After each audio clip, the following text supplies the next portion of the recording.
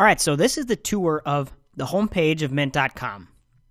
We have went to Mint.com, we've hit log in, we've logged in, and then it brings us to the overview page, which is this page right here. And just to give you a quick run through of the overview page here, on the left you have your accounts. It starts out with cash, then it goes credit cards, loans, investments, property. It could be things like a house or a car. And down here, it just adds them all up and gives you your net worth. Underneath that is some trends, cash versus credit card debt. And underneath that, you have your net income for the last 6 months. Does some calculations below that. On the right here, you have some alerts and advice, which I don't usually pay attention to. Bills, which I don't really pay attention to. Below that is a very useful section, the budget. It gives you a quick glance at your budget and how you're doing relative to your monthly budget for this month. Underneath that is some more advertising. In this case, it's tax season, so there's some tax stuff there. Goals, if you have goals set up, which I don't. And then portfolio stuff, movers and shakers, which I don't pay attention personally to the investments portion of Mint.com. I don't think it's that good. So a lot of this is advertising. The stuff that I'd really pay attention to on this site is the accounts section. I think that's really important. I like this net income section down here. And then the budget section. Those are the sections I would pay attention to on the overview page. So let's get right into transactions. Across the top here are the tabs.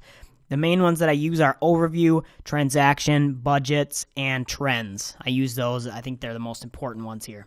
So when you get into transaction, it lists out kind of like your online banking would list out. It's going to list out all of the transactions that have gone through your debit cards and your credit cards recently. Okay, so it starts with the most recent at the top. And your pending transactions, those ones that aren't quite through yet, are going to be at the top in gray. They're italicized a little bit here. These are the pending transactions. So what you want to do is you want to go into transactions, and then you want to go through all yours and make sure that they're categorized appropriately.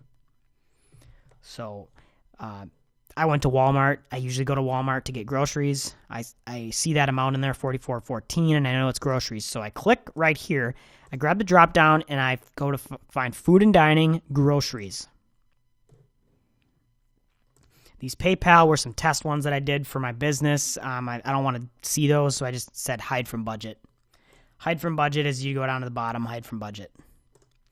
And then if these are a certain expense, like a blog expense or something, I type in there because you can do filters for different things. So I type in, if it's a certain type of expense that I want to keep track of, I type that in here so that I can search it at the top, maybe at year end or whatever. So make sure all of your transactions are categorized. And obviously go through and make sure that they're all legit and that there isn't any fraudulent charges or anything like that. And just remember that you can type in things here to keep track of different things you want to keep track of. You can change your dates. If your rent came out on the 21st of the month, but you actually want it to count towards next month, you can go in here and just change the date to, next month or whatever. All right, so once you get everything categorized and everything's looking good, head over to budgets and you can configure your budget. And this shows up your budget for the month. You can't ever set the budget in advance or behind. You can only set your budget for this month. You can view budgets from the past by clicking in the past, but it by default pops up this month's budget. And so you got your income at the top, and then you got your spending below that. And below that, if they exist, it'll show transactions that aren't part of your budget. And then over on the right here, you got income minus expenses equals your leftover. So what you want to do here is make sure that all of your income is accounted for. If you have income that is, if you have a paycheck that you can count on, a couple of checks, put those in here, create a budget, choose a category, go down to income, go to paycheck, and then enter the amount of your checks that you receive in the month here, and hit add every month, and then hit save. It'll pop it up here. When the income comes in and it's categorized under paycheck, it'll automatically show up here. Okay, so do that, and then underneath here you got your spending. You want to set up a budget for each one of your expenses. So if you got rent and it's $745, create a budget, and you do that up here by creating a budget. Choose your category, go down to home, mortgage and rent. Make sure you check every month and then put your amount in there if it's $745, and then hit save. And it'll pop it up just like this. And when your transaction goes through your bank, through your account, it will show up here as long as it's categorized under mortgage and rent. So mine has shown up. It says that I got 745 out of 745. The reason that says that is if I go back into transactions, if I scroll down here, you'll see in January that rent, right here is rent, mortgage and rent, 745. I have it categorized under mortgage and rent. You see this? If it wasn't, it wouldn't show up in the budget. Since it's in January and it's categorized under mortgage and rent, it pops up under my budget for January under mortgage and rent. And do the same thing for all your expenses. Make a grocery budget, make health insurance, make a budget for every expense that you make in your month. Gas, auto insurance, cell phone, internet, everything that you do, every kind of expense that you make a category for it, put an amount in. Even if you don't know the amount to use right now, just add an amount in. And then what I do is let's say I go shopping and end up buying some clothes that I didn't predict that I was going to buy. I didn't have a budget for them. They'll show up down in the bottom here. It'll say extra stuff, and it'll say $50 for something. Let's say you spent it at Buckle. It'll say Buckle, $50. What you do is you go up here and create a budget for it. Go into shopping, go into clothing, type it in once, click once, $50, and then boom, it'll pop up in here. And so I did that. I spent some money on clothing this month, so there's $40 under clothing. And you do the same thing every time you spend money in any category. You make sure that it shows up here under that you got a budget for it. And then when you're all said and done, hopefully you don't have any money sitting down, any expenses sitting down here that aren't categorized under a budget. And you get all your stuff added up.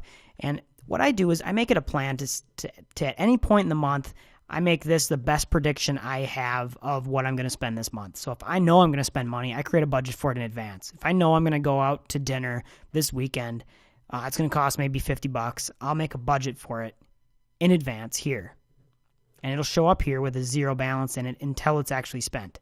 So again, I make this budget here, my spending budget, the best prediction of my monthly spending this month that I can. And same thing with income. If I know income's going to be there, or if I predict it's going to be there, I make a budget for it.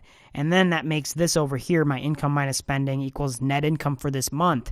That'll be as accurate as I can predict right now at all times. So if anything changes, if I go in this week and this is my best prediction for this week, but next week I now know of a couple of new expenses and a new source of income for the month, I'll go back in here as soon as I'm aware of those things, or as soon as I've spent the money that isn't in the budget, I go in here and I adjust them. So I do recommend logging into Mint.com a couple of times a week at least, maybe 2 or 3 times a week, to keep things in check and make sure that this is your best prediction at all times of your income minus expenses equals net income for your month.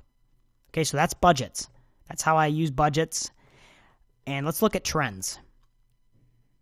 The way that I use trends is this is a way to see everything that you've done, everything you've earned, everything that you've spent. It's all in here. You got your menu on the left side here. What it shows up by default, so this is your top menu. Right now it's showing this month, and it's showing spending by category this month. So it tells me what I've spent this month. I've spent $765 on rent. I've spent $203 on food. I've spent $148 on auto and transport, $64 on bills, $42 on business services, $39 on shopping. So it just shows you what's going on. If I wanted to see that by merchant or tag, I could. If I wanted to see my income for the month, I could click that same thing here. If I wanted to see my net income, if I wanted to see my assets, debt, net worth. But what I like to use is spending and net income over time. So, and then obviously you want to switch this from month to maybe, let's just say last year. Right now it's January, so I can take a look at the entire year of 2013. So you got your spending here. I can see my spending for the year for every month. My highest month being November, but those are my trends. If I wanted to, since I got years worth of since I got years worth of expenses in here, I can actually go in and compare last year to the year before, my expenses. And so down here you get some more information. You get a breakdown per month, and I can compare this last year to the year before. I spent $23,987 in 2013 and $25,222 in 2012.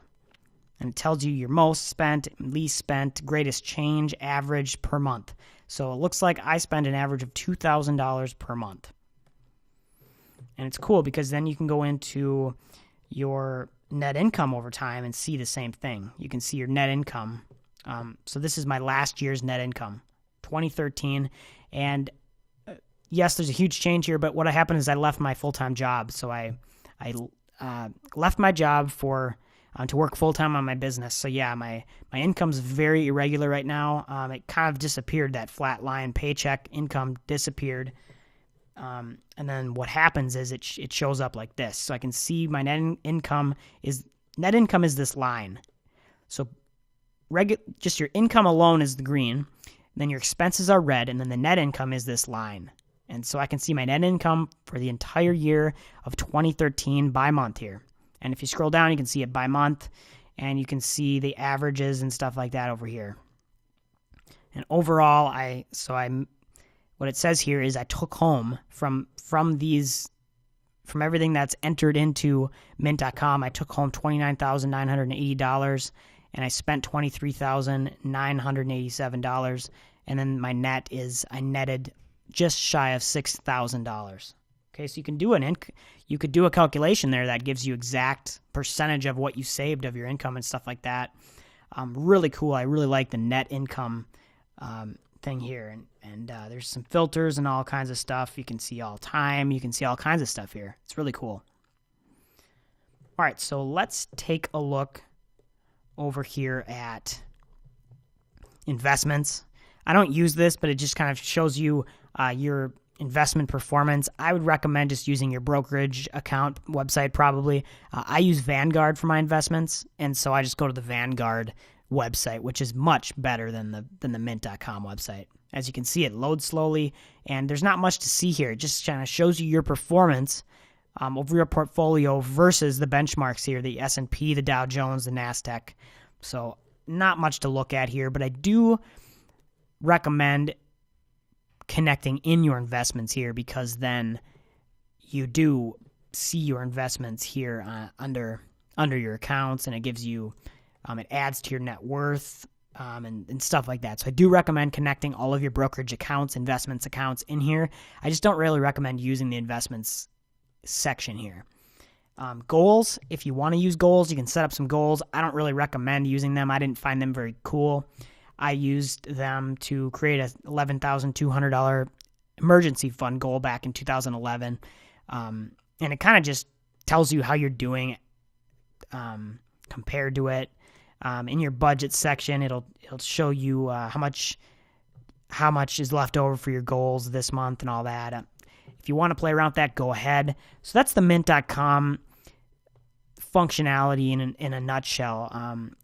Again, I really like it just to see your overall financial picture at any one moment. So I'm going to get into how to do much more in my more detailed videos. So stay tuned, and we're going to go through all of it.